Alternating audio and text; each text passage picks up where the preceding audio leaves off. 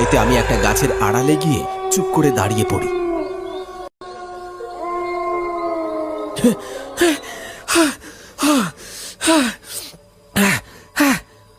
ছুটতে ছুটতে আমি একেবারে ক্লান্ত, ভেতরটা আমার শুকিয়ে গেছে ভয়ে। আমি কি বিপদে পড়লাম? ভয়েতে তো আমি আবার শ্মশানে আশ্রয় নিয়েছি। পাশে সদ্য মরা পোড়ানোর চিতাটা তখনও নেভেনি। চারিদিকে একটা বিশ্রী গন্ধ। অনেকক্ষণ সময় কেটে গেছে। দেখলাম সেই ভয়ঙ্কর প্রেত এখন আর কোথাও নেই। আমি আস্তে আস্তে বেরিয়ে এলাম গাছের আড়াল থেকে। যেই না বেরিয়েছি ঠিক তখনই অনুভব করলাম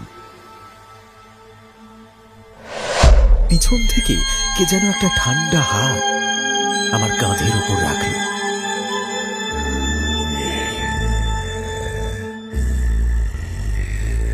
কি ভেবেছিলে আমার থেকে লুকিয়ে বাঁচতে পারবি? তুই গাছের আড়ালে লুকিয়ে থাকলে কি আমি তোকে দেখতে পাবো না? আমার উপর ঝাঁপিয়ে পড়ল সেই ভূতটা। ছেড়ে দে, ছেড়ে দে বলছি, বাঁচাও, বাঁচাও, বাঁচাও!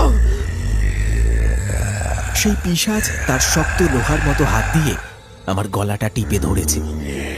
নিঃশ্বাস বন্ধ হয়ে আসছে, চোখে যেন সবকিছু ঝাপসা লাগতে আরম্ভ করেছে।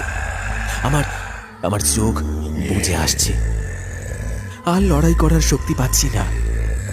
তারপর দেখলাম একটা মূর্তি এসে ওই প্রেতের ঘাড়ে কামড় বসালো। সঙ্গে সঙ্গে ছটফট করতে করতে আমায় ছেড়ে দিয়ে দূরে চলে গেল ওই দুই প্রেত মূর্তি।